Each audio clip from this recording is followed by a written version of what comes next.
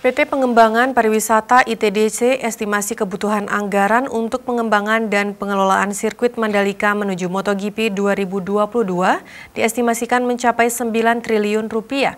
Hingga kini baru terrealisasikan 1,3 triliun rupiah.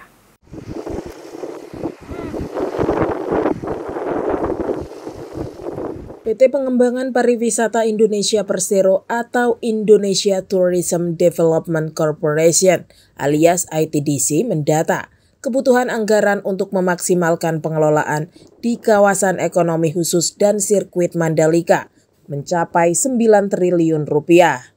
Anggaran nantinya akan bersumber dari bantuan permodalan Lembaga Pembiayaan Ekspor Indonesia dan Himpunan Bank Milik Negara Himbara.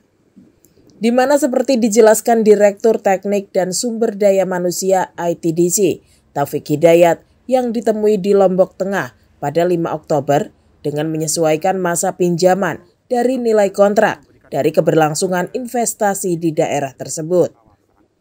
Perhitungan estimasi anggaran kebutuhan tersebut tetap dalam prioritas membangun perekonomian daerah dari sektor pariwisata yang lebih baik.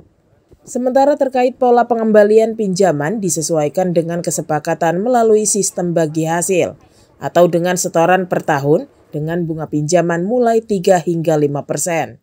Dapat sekitar 3,6, kemudian dari EFI 1,2, kemudian dari Himbara juga ada dari PMN.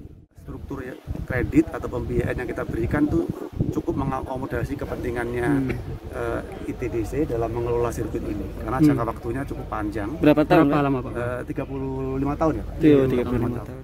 Dari total pengajuan anggaran untuk pengembangan dan pengelolaan kawasan Mandalika, estimasi yang telah tereksekusi lebih dari 4 triliun rupiah untuk penyelenggaraan MotoGP tahun 2022 mendatang.